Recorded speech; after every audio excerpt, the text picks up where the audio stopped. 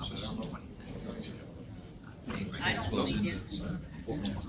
My daughter's the same way.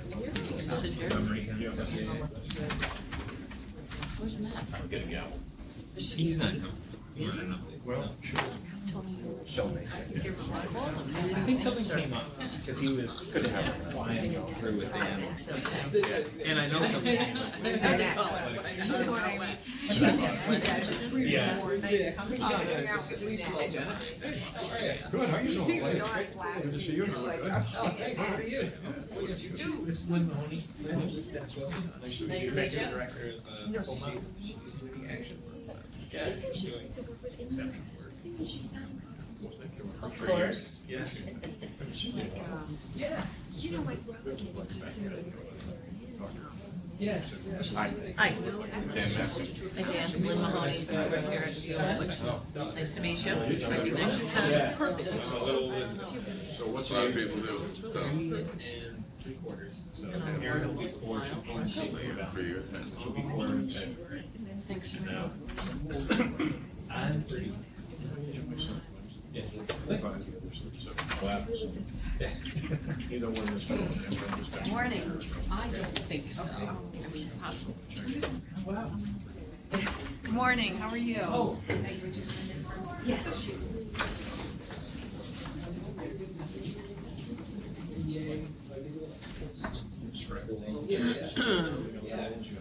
Michelle did sign in. Yeah. Right about that. Take care of that. Carla, are you still at Unity House? No, I'm actually with the State Community Action Association. I thought you left there. Do you have a feed for the city? Huh? Are we gonna have a feed for the city? Yes, I hope so. That's what he's looking at. He's trying to find out. Do you wanna wait? We're here, we're all here. We're here. Give it 10 minutes? I'm just sitting here today. It's fine with me, yeah. Is it in 5:05? Because if so, we can just hang up and call. That happens. Patrice, can you hear us? Hello? You can't see us? Can you hear us? Do you want us to hang up Oh, we and can call see you them back? down. Wow. Oh, is that them there? Do you see us? No, I wasn't Oh. actually. I had other plans, so I was thinking when I made the other plans. That's the net, right? You know, That's fucked I up. think Yeah, it's in room it is 505 great. is what it's called, but I They don't were want to saying mess that it I read up. somewhere I don't want to mess it up either. If I have to, what? Give your cell phone? I don't. Do I need My this? child was there too. This happens. Christmas. Because when I first came in, I was talking to her. Really, it was cold. Yes, the It window was working fine. Saturday. So I got patched in. I think the IT will fix it. I don't. It just happens sometimes when you have a choose to eat it. Oh, really? Yeah. Not the way. Yeah. Oh, there. There they are. See? Hello, Emma. Hi, how are you? Came last February. That's the city. Yep, it's nice working. Oh, super. Look at Hattie. Oh, Bye. yes, yes, here. Well, all you do is read about the bad things, so unfortunately, not in the media, but Ready, folks? Make sure everyone signs there their. are really good stuff, more than any other city. Okay. All you do is read about it. Like, don't forget to sign in. So nice to see.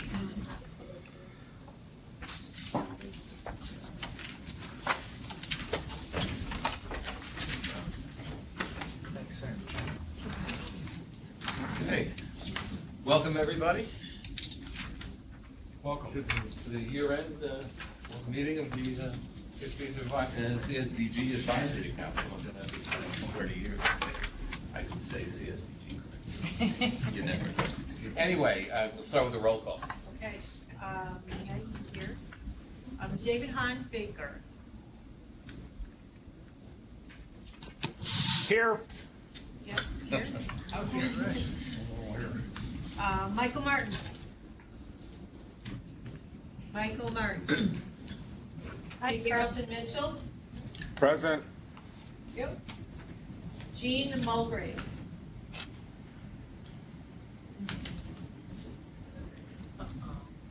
Mr. O. Maurice Reed.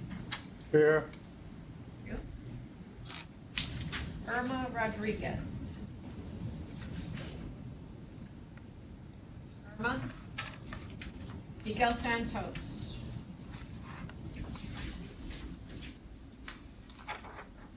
No. Belinda. Groneman? Yeah. Belinda Groneman. Manita Holly Atkinson. Here. Thank you. Roger Spurback. Mr. Wilson is here. Mr. Maskin is here. Stuart Mitchell. Jeff Lewis. Nope.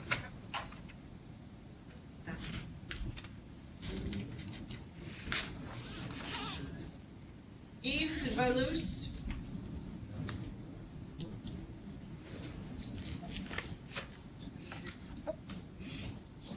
Michael Martin has arrived. Okay, thank you.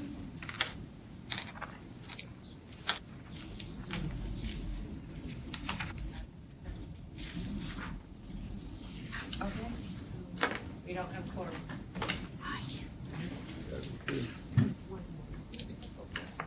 So, you want to proceed, since there's no old business, we have a discussion of potential changes in the bylaws. Okay, so Jim Leary's gonna take us through this presentation, just a few minutes on some potential changes to the bylaws. We don't have a quorum, we're just one short, so we'll assume that at some point, hopefully from an extra person or two will join us so that we can consider these. You want to give us a quick? Sure. So what we were doing was taking a look at the bylaws for some technical corrections to it, as well as a couple things that we think would reasonably enhance the functioning and of the advisory council without sacrificing any of the abilities of the council to meet when necessary or desired. So the first change will be whenever we achieve a quorum, and if these or any changes are adopted, we'll change the date. Can I just ask a question? Is Yeah. there a window of time they have to be out to us before we vote on them, or could we vote on them today? Well, we don't have a quorum at this But if meeting. we did have a quorum, are we legally able to vote on them today? Yeah, I think they were sent by email 2 They weeks were in sent. advance. Yeah, yeah. So they're supposed to be out 2 weeks, about 2 weeks ahead of time. Okay. Is that something that you would be interested in doing? Is that why you asked Dennis? Do what? Making the changes immediately? I wasn't sure. Yeah, if you can do them today. Yes, As okay, long as great. if we get a quorum, yes. Sure, okay. So the first thing is role and purpose of CSBG Advisory Council. In the current bylaws, there was a summary, but I thought that it was more accurately and probably appropriately captured by the actual language of the law that establishes the CSBG Advisory Council and the regulations covering it, which I think are a little more specific. So we just put in that language as it's listed in the regulations. And then also capturing the last, preserving that last line, which is that the council, where appropriate, may communicate any concerns to the governor, legislature, representatives, related federal and state agencies, which seems to be an important provision to the council, and I know you've acted to do that sort of thing in past years, so that I didn't want to cut, but the summary of duties I thought was appropriately reflected in the actual duties listed in the law. Then there were just some technical corrections, punctuation, things like that. As we get down to meetings, section 7, try to clarify this because we have annual meeting, regular meeting, special meetings listed out, and for all practical purposes, we've never really distinguished between meetings. We have in name, but not necessarily in form. So what we've tried to do here is to just simplify it by saying that the advisory council shall schedule at least 2 meetings per year, one of which must be an annual organizational meeting. And then the council, as deemed necessary or desired, will be able to hold as many additional meetings as it wants. on call by the chair and the Secretary of State. And we also conform notice in B to 2 weeks prior notice for regularly scheduled meetings, and make that the same thing, 14 days for prior notice of any proposals to change the bylaws. Because previously it was 15 days for one, 14 days for another. You don't need to get 2 emails back-to-back days trying to notify you of something. It should be, just consistency there is good. Now for quorum, the bylaws currently state 1/3 of the council membership, meaning 1/3 of the 20. So you would need, 7 under the bylaws. But because the council is a public body established by statute and regulation, there's a provision in general construction law, section 41, that applies to entities created by statute and reg, that says really you need to have a simple majority to qualify for a quorum. That's general construction law, section 41. And so right now we're in a place where the bylaws are a little bit confusing, because someone could raise the issue of a state law that says really you need a simple majority. So this would clarify that to bring it into accordance with the state law requirement, saying simple majority, which would be 11 of the whole membership would be the quorum. So we would need 11 for a quorum, and the bylaws would clarify that. And then, for any vote, once you have the quorum, it would be a majority of those present. So then there's in section 8, we just had the same paragraph appeared twice. So that's a technical edit. And then just clarifying that current practice, that the meeting place shall be at such places, dates and times designated by the Secretary of State, and with consultation of the chair, which is the way it works. And then again in section 10, it's for amendment of the bylaws, same notice as for regular meetings, 14 days instead of having 15 days for bylaws, 14 days for regular meetings. So that's the update on what was sent out as far as proposed bylaws changes.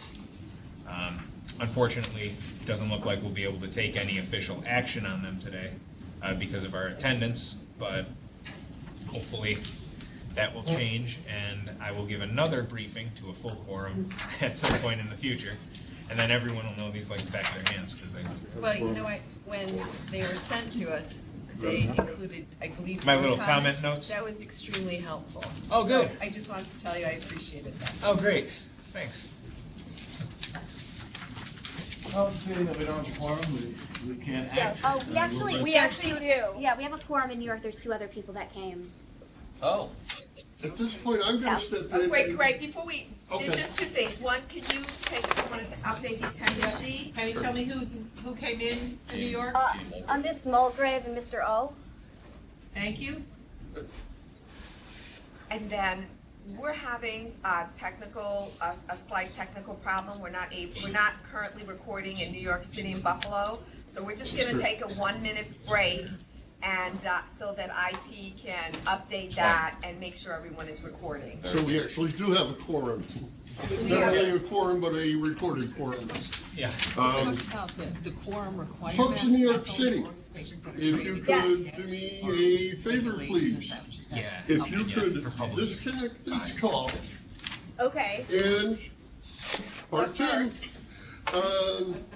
dial the number 02402. That will connect you to the recording device and not directly into the conference room here in Albany. Okay. And it's 02402? Yes, that's correct. Okay. Thank you. Buffalo, Annette? Yes. Working on it. Thank you very much.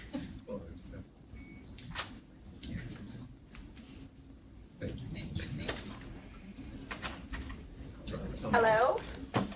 A bit Hello? convoluted, but a rough explanation. If everybody dials into the recording device, everything is recorded. If they dial into a conference room, it's strictly a video conference. So can everybody hear us?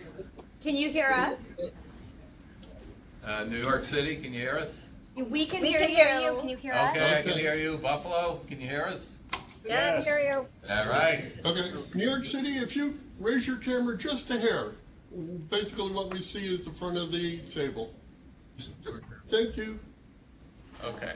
I don't see the camera. Oh, yeah. Is that Well, good? thank you very much for your patience. Thank I you. apologize. That's perfect, Emma, thanks. Okay, we ready to roll? Can we get a motion to accept the bylaws as presented? Second? I'll second. Second, motion by Dennis Wilson, second by Maggie Evans. Any discussion? Hearing none, we just call for a consensus vote. All in favor? New York, you okay with this? All in favor? Yeah. aye. Buffalo? Aye. Any opposed? Motion carries. Congratulations. Okay. Next is the discussion regarding the tentative meeting schedule for 2015. Veronica, did you want to talk about that? Well, what we want to do is see if we can look then at scheduling our meetings for next year, so going into the next year, so that people already know beforehand when our meeting will be, and they can anticipate a schedule. I want to put in a bid for a warmer time of year to meet. If anyone is interested, I don't know how Buffalo, that I see the shaking their heads in Buffalo, for a warmer time to meet, and maybe we can look at the calendar. Now our schedule is a bit different.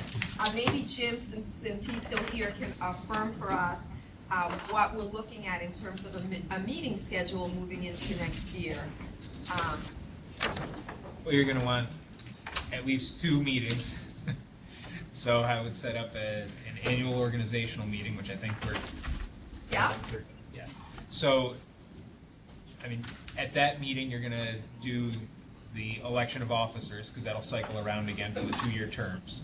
So I would tentatively project out enough time so that you could have potentially a committee set up to look into any, a nominating committee, or just have, the secretary look into possible nominations and report back to the current chair about people who might be interested for an officer position.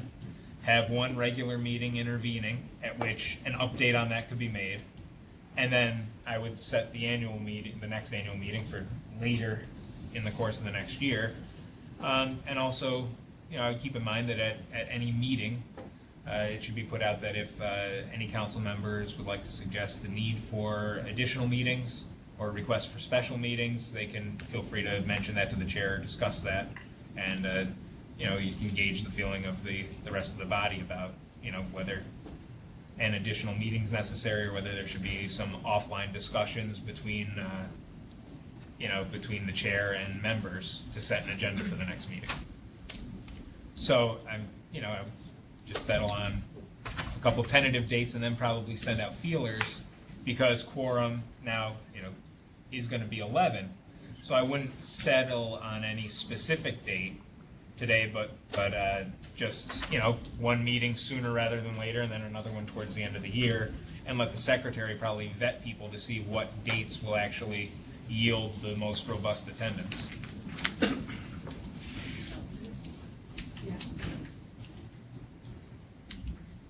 Okay, so we want to tentatively look at March or April, and then October-ish. Okay. When's the symposium? Symposium this year is right at the beginning of April, April 1 and 2. It might be, if we can, schedule it around the symposium. There'll be a lot of people in town that may want to come in and sit in and visit. Have the advisory council experience. You don't have a date yet. Yeah, we're the 1st and 2nd of April. So the 1st and 2nd of April. We have Buffalo and New York City. What do you think? Having that next meeting around the poverty symposium. People are in town. What's your date? Okay. I think so. I just had a question too. In terms of dates, do we have to be mindful of any annual planning timeframes where we have to consult the state plan, block grant, or any input that we have to have, so we should plan around the need to do that. Okay, so that would be, so for example, we're looking at next year having a legislative hearing in, sometime in the spring. So planning a meeting around that is what you're suggesting, or? No, I mean, we have to consult with the Secretary on preparation and reports and development of applications with regards to the community services block grant plan. Is there anything on the annual planning process where this body should be having input into the development or review of any plans that are produced annually, such that it would necessitate a meeting at a particular time of the year? Okay. So the state budget gets developed in the fall. Okay. That should give, I would think, ample time to have input in for The management plan or any other CSBG right, annual right. report. Okay. Exactly. So, Michael, we can cover that at the April meeting. Okay. That's a good point. Thank you.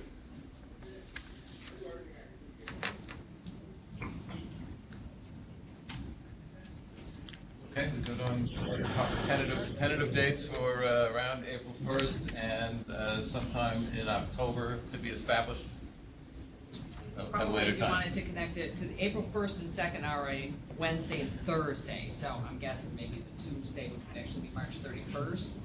So. Sure.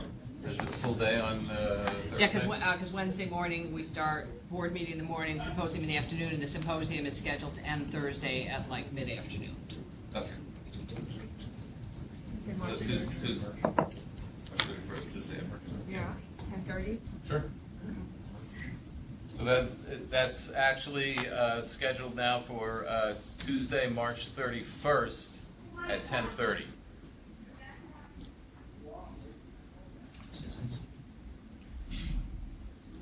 Okay, anything else on scheduling?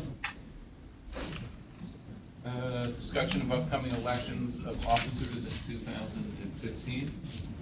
What is our, do we need to do that today? Nominate, do we want to establish a nominating committee? Annette, I know that you had some thoughts on this. Are we, in terms of elections of officers, are we considering a nomination committee at this point? Well, we've had a nomination committee in the past, one or two people who would contact all the members to find out who might be interested in an elected position, either the chair, vice chair, second vice chair. Okay. You're proposing that? We'll establish, is there, I mean, when do these elections need to take place? The election would take place at your next meeting on March 31st. Okay. Is that right, Jim? Jim Leary? He's looking. Well, it's at an annual organizational meeting. Yeah, so actually. So I think our current officers were elected at the last annual organizational meeting, right? And they serve for a 2-year term. Right, they So I were think it would elected in be June. Not this, but the next annual organizational meeting. I think it would be good to establish a nominating committee, but we can look towards doing that in preparation for October, and I can work with people on that. Okay. So, Did you wanna have someone head it up, or do you wanna take care of that now, or nominate someone, or? maybe I could do some informal feelers with people and report back at the April meeting on that. Okay.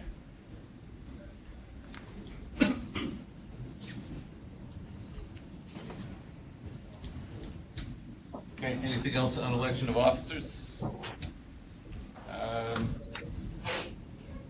Hearing none, I'll ask for a motion to adjourn the organizational meeting.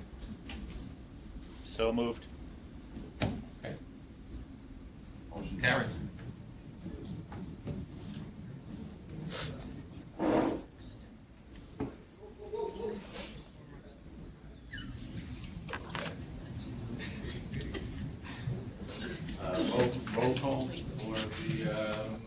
regular meetings, or do we want to take a break? I don't think we can break. I'm not turning Okay, roll call again. Moving right along. All right. David Hahn Baker, Here. still here. Carlton Mitchell, still here. Jean Mulgrave. Here. Oh. Maurice Reed here. Irma Rodriguez. Miguel Santos. Belinda Groneman. Manita Holly Atkinson. Here. Roger Spurback. Stuart Mitchell. Jeff Lewis. And Yves Vilas. Yeah. He's here? Yes. Thank you.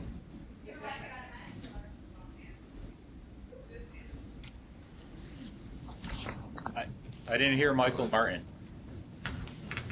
Michael I'm here. Martin is here. Yep, got him. Okay. So we have a quorum. Okay. We're approving two sets of minutes, June 18th and September 29th.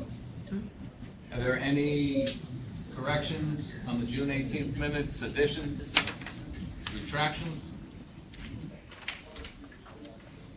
Hearing none, we'll enter those into the record.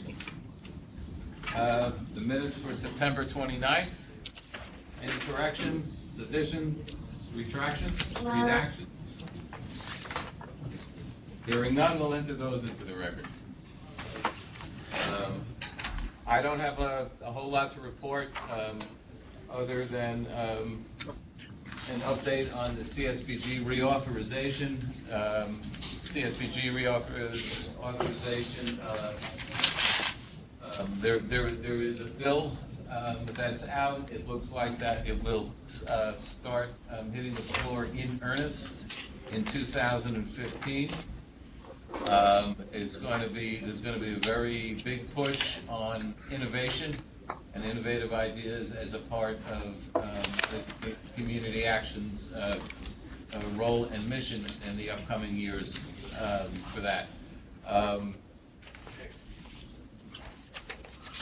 And that's all I can tell you. There was a sort of a chance that it might get done in the lame duck session this year, but it doesn't look like that's going to play out that well. So there'll be more information coming, and that concludes my report.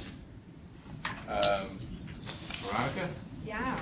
So I just Veronica? want to go over. Yes. Veronica, before Yeah. you start, we have another member present. Miguel Santos came.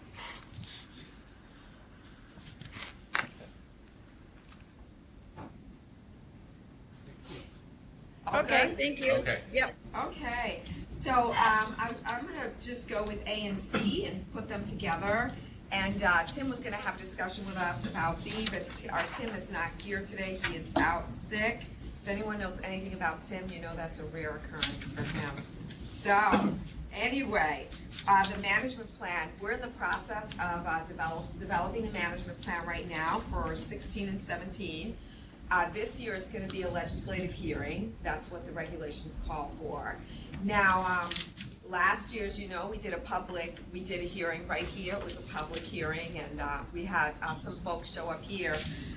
So I just wanted to bring you in the loop on that, and we'll be putting out a draft in the spring, coming forward in the spring, and people, of course, will have a chance to see it as they did online, to comment on it, and then, of course, there'll be invitations to the legislative hearing. I want to encourage people now to, if they have any thoughts about it, especially after having gone through the process last year, if you have any thoughts, any questions, or if you have any suggestions, please let me know. This would be a great time for us. It's never too soon to start talking about the management plan. It really is never too soon to start that dance.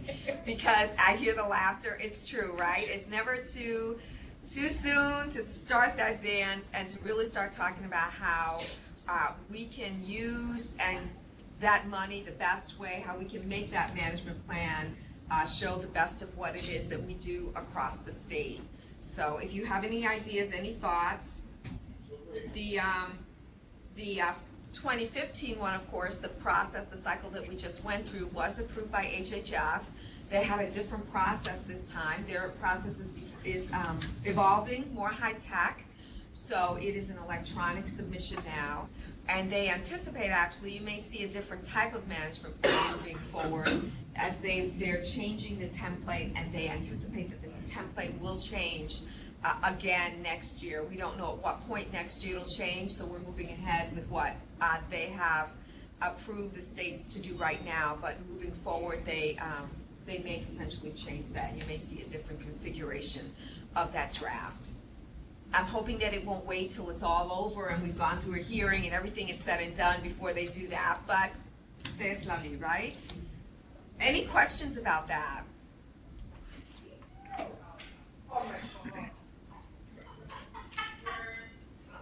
Okay, and then, Annette, I know you and Tim had a little bit of discussion on the notice of grant award. So you want to just update us on that? We received the notice of grant award on October 21st, and my understanding is payments were starting to be made on Friday, last Friday.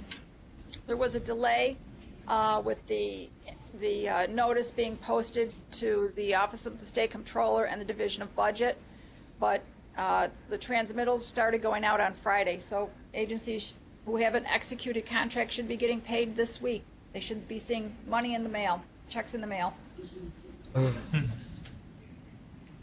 Famous words. Right. Okay. And the key there being an executed contract, and so, you know, we really worked hard. I think the network really pulled together, thanks to the association too, who did the webinar on the work plan, and the staff to get those contracts out so that when we come to this point and we're able to send out that money, that we can send it out right away without having a unfinished contract over our heads. So hopefully people are receiving that money soon. Nice. Okay, any questions? Any old business? New business, discussion on the triennial assessment process and compliance. Well, unfortunately, there has been no communication from HHS yet regarding the standards being finalized. So what had expected to be done by the fall of this year, HHS just last week said that they expect, hopefully, to have something completed by December 31st. And that would be on the new standards for the organizations as well as the state accountability measures. So that kind of continues to hold our triennial assessment process and our review of the organizational standards process in limbo. At this point, I'm starting a work group made up of grantees, and I'm going to be asking for volunteers from the advisory council. Anyone who would be interested in helping to create a new triennial assessment process and assist in tweaking our current monitoring process. I've been approached by NISCA's Best Practices Committee to be for their participation and input into this, and I have a couple of other executive directors who have expressed an interest in serving on a work group. But until we get the final guidelines from HHS, we're sort of in limbo. Okay. Did you have a kickoff for the work group? Actually, I'm going to be meeting tomorrow with the NISCA Best Practices Committee, so I'm going to see who from that committee is interested in being on my work group. I have a couple of executive directors already recommended for the work group and some staff. So I'd be happy to take any volunteers from this august body to serve on that committee or that work group. Yes, we have the Vice Chairman, Dennis Wilson, will represent the Advisory Council on the committee. Thank you. I just have a question about the best practices. Yeah. Are they gonna be an integral group of the review again, as they were in the past? They seem to be a sticking point for a lot of agencies, including ours. And no disrespect meant to anybody, but I hope they don't become such a large part of the next review process. And it seems that they will be if you're gonna involve the best practices committee from NISCA.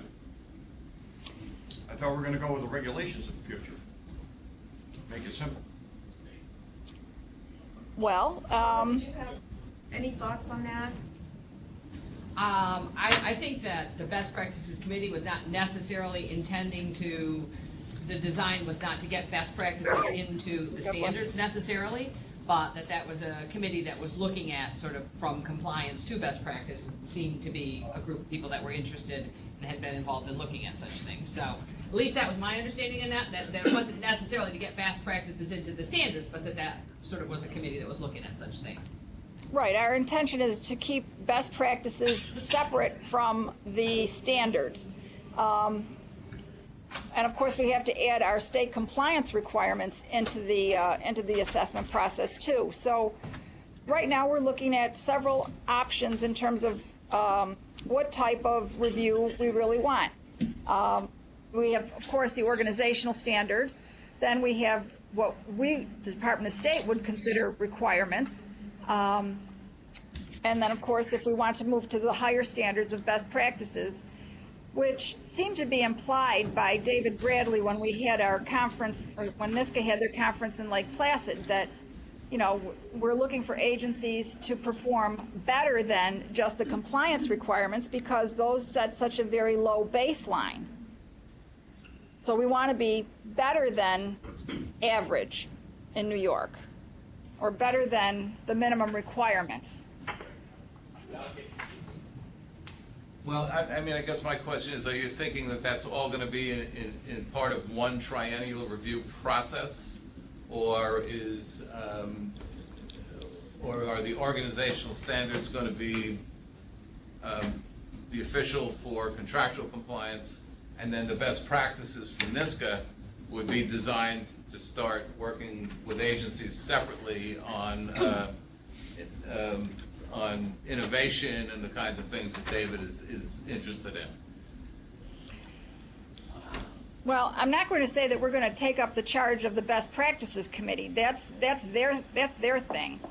But if there's some way we can facilitate some of the process or take some of the best practices, which currently we already have best practices in our current triennial assessment tool, which we don't require agencies to complete or comply with. We recommend, but we don't require them to comply with the best practices. Dennis? I'm going to say that I don't believe that's correct, because we went through the last triennial review and we were in 100% compliance with all the federal legislation, yet our ranking from thriving to safe was changed from thriving to safe. We complied with every regulation, but our ranking went down, and I can only attribute it to the best practices we choose not to follow. And I'm going to make another comment, and I've said this many times in the past. What's a best practice at Dan Maskin's agency may not be a best practice at mine, nor at Allen's, or what might be great at Allen's may not work for Dan. It's all about the local community you're working in, the size of the agency. There's a lot of different factors, and I think best practices should be only recommendations, and we should choose to follow them if they fit. I do a lot of things at our agency that don't apply to other agencies and vice versa. But because of the best practices last time, I'm going to contend we were dropped from thriving to safe. And if anybody can explain differently to me, I'd like to hear it. We were in 100% compliance. So it begs the question, why do we get dropped if it wasn't the best practices? Now, Dennis, your concern is that if the best, as you voiced it, is if the Best Practices Committee, NISCA's Best Practices Committee, part of this work group, that your concern is that their agenda would drive what the work group is doing. Is that? Well, I don't know that their agenda would. You're going to have to find the same. That's what the Department of State is. And I'm just concerned that if we weave the best practices into the scoring criteria, certain agencies that don't choose to follow those best practices, or ones where they just don't fit in, could be ranked lower. I would suggest that we have the best practices. There's nothing wrong with it. We have a library Sure. or a compendium of best practices. Yeah. And particularly, if an agency ranks low in the federal legislation, then somebody has to go in there and do remedial work with them, and they should suggest, or in some cases almost impose best practices on them to bring them up. But I don't think it should be part of that initial scoring process. That's my feeling. You know I feel that way. Oh, of You know, course, of And course. I say it all with Yeah. great respect. I'm Yeah. not opposed to NISCA, and I'm on the NISCA board. I support NISCA. Yes. But I don't like the best practice being driven down my throat. Right. I don't know if anybody else feels that way in the room that wants to say that, or, but I don't think it's a good idea to make us do it. When we have a Head Start review, it's solely performance standards. We're reviewed by HCR in our realization program, Yeah. and we get a report card. It's solely on, not necessarily performance standards, but, it's what we do there's no best practices. Right. WIC gets a review annually, and it's based on the criteria to meet the needs of the participants, and there's no best practices. So I'm just saying that I don't think it's fair. Yes. And this is the first time I've really had an opportunity to say it kind of publicly. Sure. In a large group. And it's I'm gonna recorded advocate- in all 3 locations. And I strongly advocate Recorded in it. all 3 locations. And again, I'm not opposed to, Dan and I share our own best practices, we work closely. Sometimes I might call that one. And what Dan tells me, I may not apply it, because it doesn't work in our locale. And vice versa, when he calls me for advice, we're not required to take each other's advice, but we do not know. Sure. And I'd like to see the best practices to be voluntary, but if you got somebody that's really in trouble, maybe you shouldn't post them. Well, I think this is really a real opportunity for us where we find ourselves, because we have some organizational standards that are coming down. Right. And we have a great opportunity to pull together a group of the best, which you'll be part of, to look at how that's going to fit in to how we're moving forward. And so what I understand what you're saying a little better. I'm not sure if anyone else has any questions, but your concern is not so much that we discuss best practices, but that those not drive the process. That's right. And so that the process be driven by more compelling issues like meeting requirements, regulatory requirements that you have to abide by that are consistent across the board. Yes, and so that should be then something, Annette, that we keep, that the chair of this group and the working group keeps in mind as they're reviewing this process. Well, I'm happy And of that course- Dennis is going to be on the committee, so he can hold our feet to the fire about his preference. Yeah, and I have no doubt that Dennis is going to do that. And I think somebody from New York had their hand up, wanted to speak. Yeah, I just had one observation, which, I don't know all of the details, but if it was mentioned that CSBG reauthorization is really going to focus on innovation, and again, I don't know what those details look like. I would also want to know that our New York organizations are best positioned to be competitive and to draw down those federal dollars and to be the example. So, while I hear, the individual concerns about, not judging any one organization too harshly, I also want to make sure that we remain competitive and remain, able to draw down those monies and are well positioned for that. it's a good point. And I think that one of the things that reauthorization will demonstrate is a lot of the great innovation that the agencies that's already going on. But Jeannie, that's a great point. Thank you. Thank you. So Annette, do you feel like you've been charged? Yes, I feel like I've Are been you- charged and recharged and energized by the There you go. discussion. Good. Good. Any other questions or comments? Okay, TA contracts, technical assistance contracts. Carla, you're up. I'm up. All right, you have a report, so I won't go into great detail. We did, during these last 2 months, have a Roma Train-the-Trainer Institute, and we had DOS staff star in the Roma Train-the-Trainer Institute, so we're really pleased that they were participating in that. We had 16 people from New York and New Jersey, so we're really happy about that. We've already begun Pat, we're just calling you into the training and technical assistance part. Carla's giving her report, so we'll cue you in when it's your turn. Great. Okay, go ahead. We've already actually begun doing some of our trainings around organizational standards, both our CSBG and the refunding for the Regional Performance and Innovation Consortium have a focus on organizational standards. So we actually have started that. Our contracts began in October, and as Annette said, while we are waiting for some guidance on the feds in terms of implementation of the standards, we've already done a couple of Roma trainings for board where we include standards information, and we've been actually happy at how interested and engaged boards are in looking at the standards and seeing what's happening. So that's been nice for us. We wound down during that same period our poverty tour, 2014 poverty tour, which we're really very pleased about, and thank everybody here and the Department of State for their help. One thing that I would want to remind you of is that this Thursday, the 11th, is that right, the 11th? We're having a virtual poverty tour wrap-up. And that is going to be sort of a day-long series of events that will take place. You can do it in your office. You can tune in to whatever parts of the day that you want to. We have an interview with the secretary, an interview with Veronica.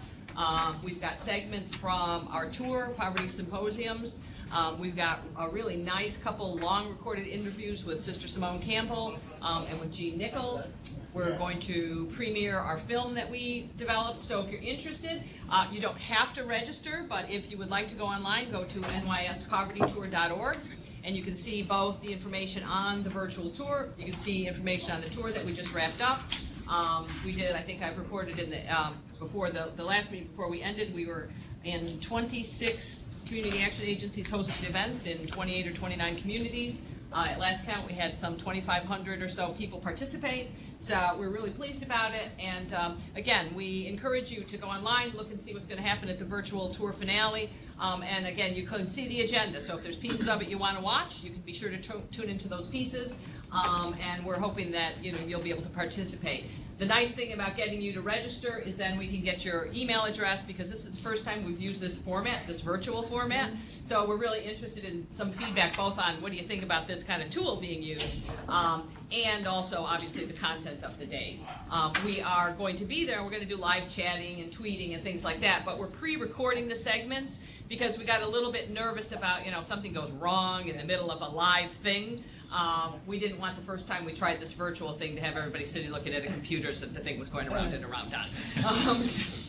So we pre-recorded it. We're excited about it. We've been watching, and my staff have just done, like, from the tour through this piece, amazing jobs of recording the videos, editing the videos. So we've been looking at all the segments, and it's kind of exciting, and it does what we're hoping to do, which is really give you an opportunity to see what the tour was like, to experience some of the highlights, and then we're really hoping what it does is sort of kick off our sort of next steps out of this. One of the things we're really hoping is that we are able to build on and maintain the interest and momentum that was started this year. We're looking for ways to continue some forms of tour stop events in 2015. We've had agencies that did not participate in 2014 that want us to do some things, so we're hoping to be able to continue, perhaps not as many and as extensive, but if agencies are still interested, agencies who are having their own 50th anniversary in 2015, we're looking forward to getting out there and continuing some of this. So that's probably the biggest highlight of what's happened in the next couple of months. We had our executive, from the last couple of months, our executive director seminar, which again, Annette came to, and we felt that was a really good discussion with 24 directors and 6 agency staff. As I mentioned, we do have the date set for our Poverty Symposium, which will be here in Albany at the Holiday Inn Wolf Road on April 1 and 2. And we are really happy that we are convening in New York State a New York State cohort of Certified Community Action Professionals, which is the national certification for community action professionals. It's a fairly highly respected and demanding certification. We have 21 people in New York State that are applying to be part of this cohort. We're hoping to have study groups and all work together to get us through this. So we're excited about that. And some of us who agreed to be part of it are wondering what we were thinking of. But anyhow, we're doing that. And let's see, I think I did include a page. We have started working on our 2015 poverty report, which will be 2014 data. I think I did include a page. If not, I can certainly send you a long one, the New York State page, which was just a draft. As you might remember, last year we changed the format on this to use more graphics. So please take a look also at that format. If you don't have it, drop me a note and I can get you the format. We'd be interested in feedback on that. We're sort of looking at maintaining that format this year, but wonder what everybody thinks. I realize I'm not a good judge of it because I'm sort of graphically illiterate. So like when I look at these pictures and things, I don't really know what they mean. But we got some pretty good feedback from other folks who don't have that same challenge. So I would be really interested in your feedback on that, both in terms of format, the content. Are there any data points that you really, think are missing and seem like big, huge missing items? Because we'd be very interested in making sure that, we are providing information that's useful. We know people use that report a lot, so we want to make sure that it's got the information that you're interested in. So, thank you. Thank you, Carla. Pat, you still with us? Yes, I am. You're on. Pat Standish from Community Action Angels. Go ahead. Okay. If you see in your packet, there was a table with outcomes from last contract year, which we went over at the last meeting. They were all met, exceeded. I was happy about that. So I wanted to take some time to fill you in on some of the new projects and where we're at with them. The Volunteer Children's Disaster Assistance Project is the one where we're going to train volunteers across the state in community action to help children who are traumatized or victims affected by disasters and emergency across the state, which seems to be on the rise. I met with the Regional Red Cross Program Director and the State Salvation Army Director at this point, who both verified there's great need for this and are really looking forward to partnering. I had a conversation with the Regional Emergency Services Director in our region, and he sees this as a great opportunity for us to partner statewide through their offices for financial assistance as well as space and just their input. I've also been in contact with NYSCOBA, and they've asked me to write a proposal to their board of directors. They're interested in helping us fund the project to purchase all the tools for agencies and meals and program materials for the training. So hopefully that'll all be in place and we'll be able to start that soon.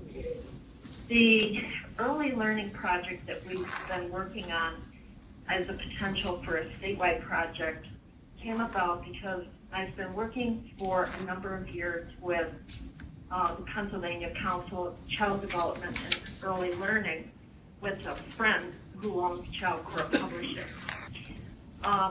I've been able to learn a lot, and we've been doing some research in Pennsylvania and in New York State through our home care centers and different organizations that work with children at risk.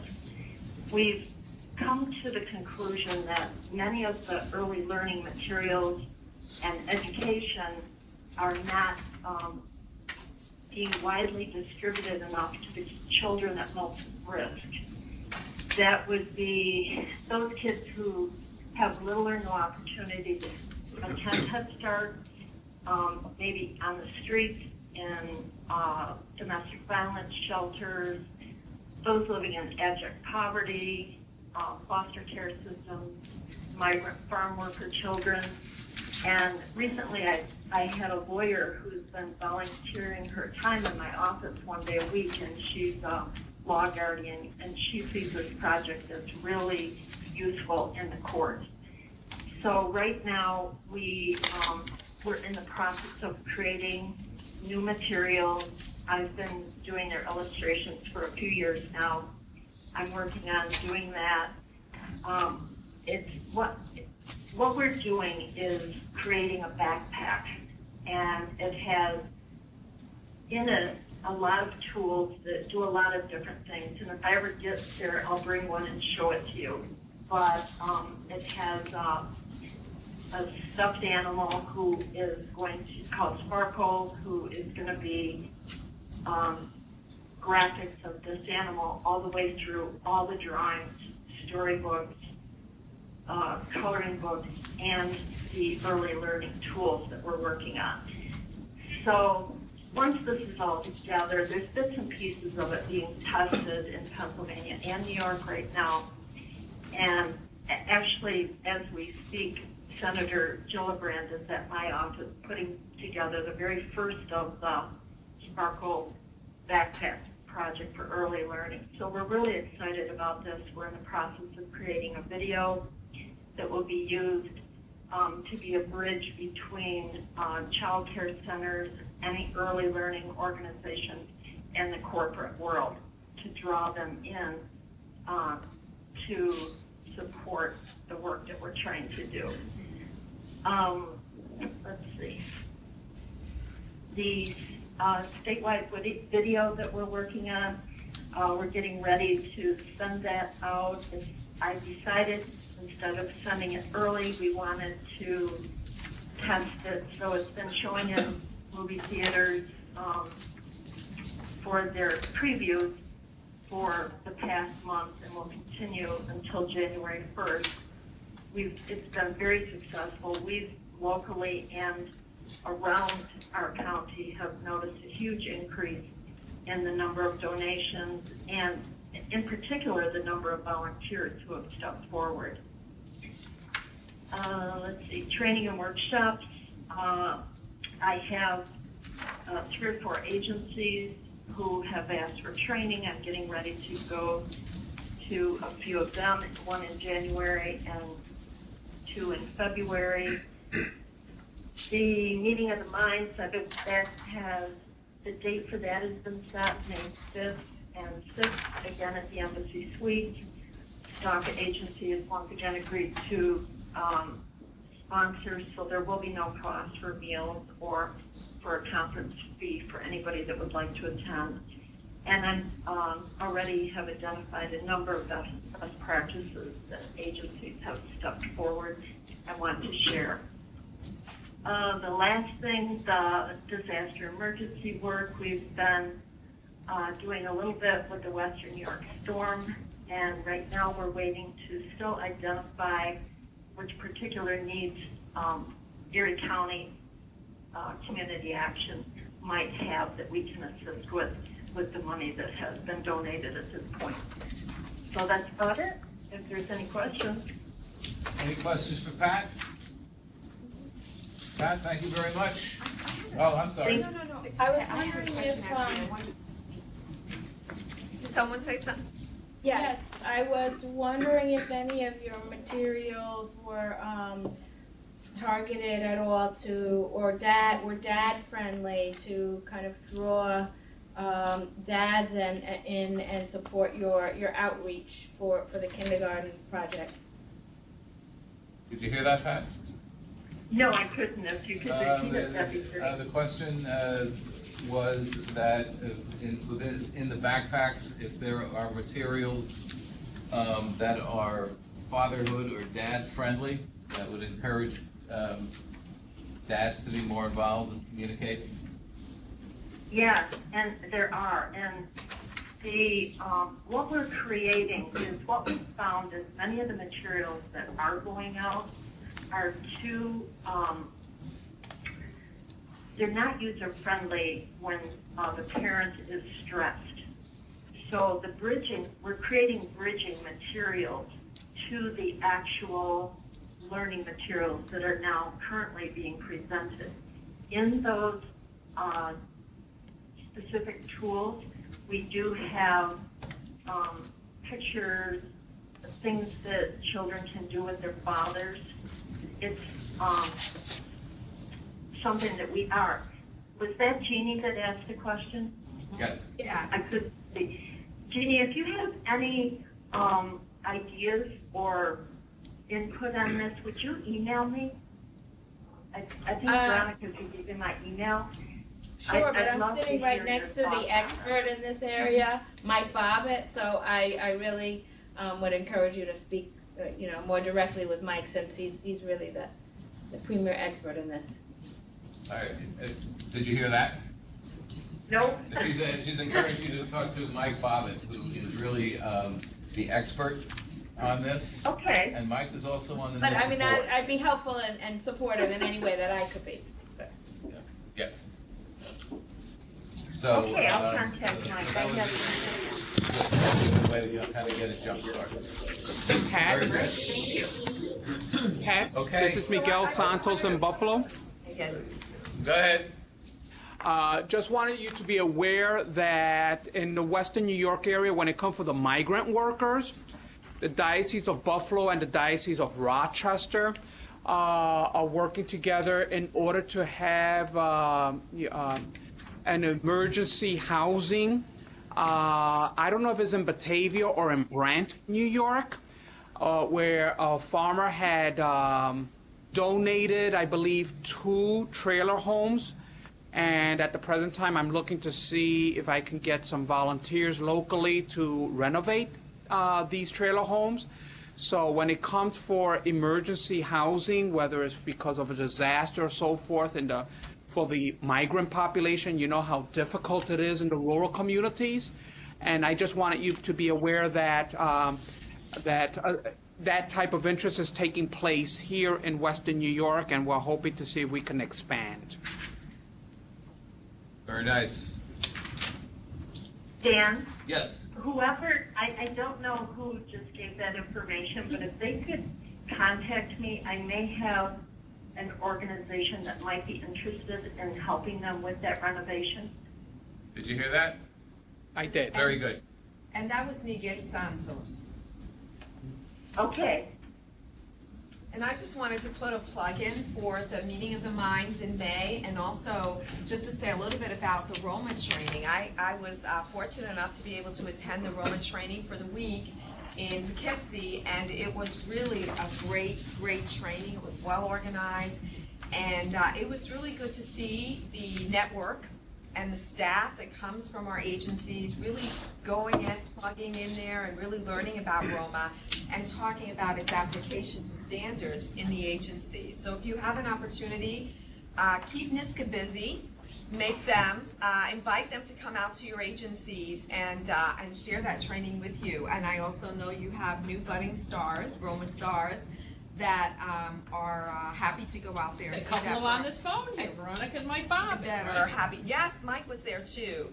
That would be glad to go out and provide that training. But it was a great one, and it was good, most of all, to see our agencies participate and really get into it. Yeah. So. And the other thing that we're doing, just a tiny bit of follow-up on the Roma thing, in addition to the standard Roma training, which is the formal, 4 8-hour Roma training, we've begun to develop a couple of training workshops where we're talking about how you integrate Roma principles, philosophies, values into the ongoing operations of an agency, from the initial point of contact and direct services on up to the management reporting. So just as if we've done 2 of those so far, we felt like they were really good trainings and really sort of the next step to build on Roma and what we think is really where Roma Next Gen needs to go, which is what does this mean in terms of operational. So just as information, as I say, we're sort of, that's a newly developed workshop. We've done a couple and feel like it's been going quite well. And we anticipate that Roma will feature more prominently in the upcoming cycles, and so you can you can expect to be integrating it into your as you develop within the agencies with new organizational standards. What I like about it is, while Roma is not unique, it's one of many models of management. It is a tool. It gives us a tool. It gives us a way to assess efficiency, and it gives us a way to operationalize our everyday work, which is at the end of the day very helpful for staff. Great. Any other new business? Do we want to?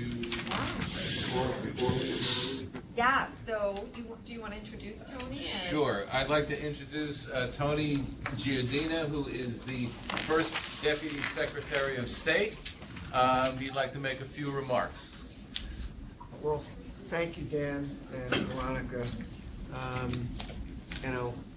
Shift from my left to my right. We're in 2 different places. 3, actually. 3 different places, right? On behalf of Governor Cuomo and Secretary of State Perales, I'd like to thank the members of the community, the CSBG Community Services Advisory Council, for your work, your dedication, your commitment. We know that you have busy schedules and you have lives outside of work, and we appreciate the time and your efforts to our communities, to the individuals in our communities, and obviously to this program, the CSBG program, to make it to have as forceful an impact as it possibly can in New York State. Thank you to NISCA for your leadership and for helping us and the community action agencies around the state to fulfill their mission. And so we have some certificates of recognition which have been handed out. Have you already read it? We haven't. We were going to leave that to you. Sure. Maybe we can usually the secretary reads the first and the last paragraph, Sure. and if you'd like to read the whole thing, Sure. whichever. Well, we have certificates of recognition for the members of the community, the CSBG Advisory Council, because it's fitting and appropriate that we do recognize this time formally and officially, the time that you put in, the work that you and the contributions that you make to the effort. So it starts out, whereas this year marks the 50th anniversary of passage of the Economic Opportunity Act of 1964, the purpose of which was to open economic opportunities to all residents and families living in poverty so that they can live with dignity. And whereas community action agencies were created under the EOA to promote the strengthening of community capabilities, the better organization of a range of services related to the needs of the poor, the greater use of innovative approaches in addressing the root causes of poverty, the development and implementation of programs designed to serve the poor and low-income areas with the maximum feasible participation of the groups served, and the broadening of the resource base of programs directed to the elimination of poverty. And whereas community action agencies provide numerous services to low-income New Yorkers, including Head Start, housing and emergency assistance, child and adult care, food programs, energy assistance programs, prevention and education programs, child care services, and others to help New Yorkers escape poverty and achieve self-sufficiency. And whereas the Department of State has been a partner in the community action movement since its designation as the State Economic Opportunity Office and subsequently as the administering agency for the Community Services Block Grant Program in New York State. And whereas the New York State Department of State recognizes the dedicated members of the CSBG Advisory Council who are a driving force behind the many accomplishments of community action movement in New York State. Now, therefore, today, we recognize, and there are several members here who are present, these members, and your names are listed in the certificate, for your dedicated efforts and service to the Community Action Network in New York State. And we express our appreciation for your contributions to the continued success of community action in the state.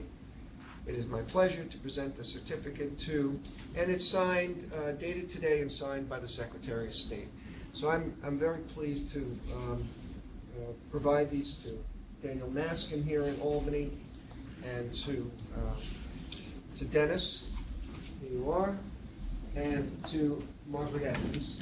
Thank you, sir. You're welcome. Thank you very much. Thank you very much. Yes. And thank you to everyone in Buffalo and New York City as well for your service. And so we have the names of the ones And in New York City. In New York City, we have Mynita Holly Atkinson. And can you just raise your hand so I can see you? So we just put a name to a face. Terrific. There she is. Hi, Mynita. Hi, thank you. Thank you. And we have Carlton Mitchell. And where's Carlton? Is he here? There he Yes, is. Carlton. Thank you. Thank you, Carlton. Does Carlton have one? She's given it to Carlton. Correct. Thank you, Carlton. And we have, is it Jean or Jeannie Mulgrove? Yes. Jeannie, Thank at the you. head of the table there. Terrific. Great. And Mr. O? Mr. O, can we just lean forward there so I can see you there? Great. And Maurice Reed. There we go. Yeah, thank you. And Eve Villas. Yeah. Eve, great, terrific. Wonderful. Thank you very much for coming in today and for your continued participation. And in Buffalo, we have Michael Martin. Thank you. Hi, Michael. Thank you. And Miguel Santos. Thank you. Miguel. And David Hahn Baker. He had to leave early. He had a medical appointment, but we'll get Okay, him great. his copy. I think we've covered everybody. Yeah. Okay. There are for some people, this will be their last meeting, and I just wanted to know if anyone wanted to say anything, any parting words? This is my last. I hear the whispers in New York City, and does Mr. O want to say anything, or? I just want to say that it has been my pleasure to serve on this council, and I wish everyone happy holidays. And I should be happy to help out in other capacity. Feel free to contact me if there's anything I could do. I just wanted to say that I had the pleasure of visiting Mr. O and his agency about a year and a half ago, and besides the amazing view outside of his window, I learned a lot about about what's going on in the communities and in his service base, and it was a real pleasure. And I'm going to miss you on the council, but thank you very much for serving with us. Thank you. Anyone else?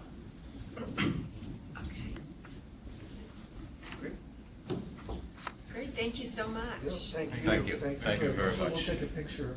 Great. At the end. Yeah. Sure. Anything else for the order? If not, the chair wishes everybody a happy holiday, and I will entertain a motion to adjourn. I made it. And we're done. Good.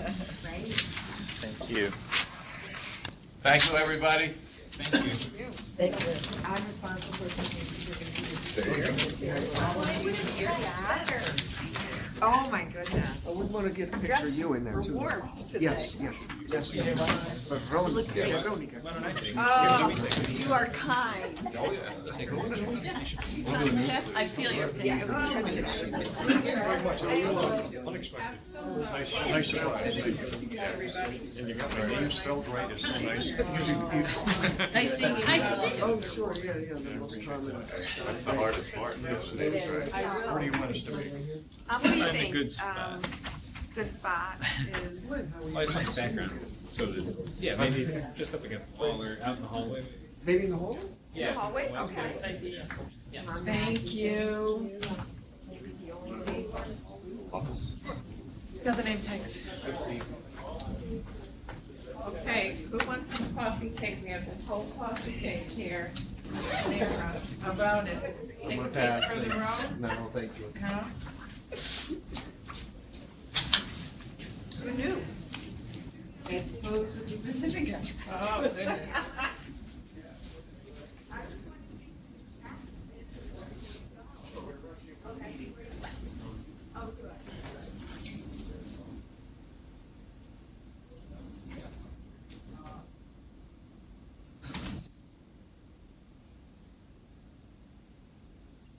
Yeah, how about some coffee cake for the road? Oh, no, thank you. You sure it's from Panera? Looks really good. No? Thanks. Happy holidays. Same to you.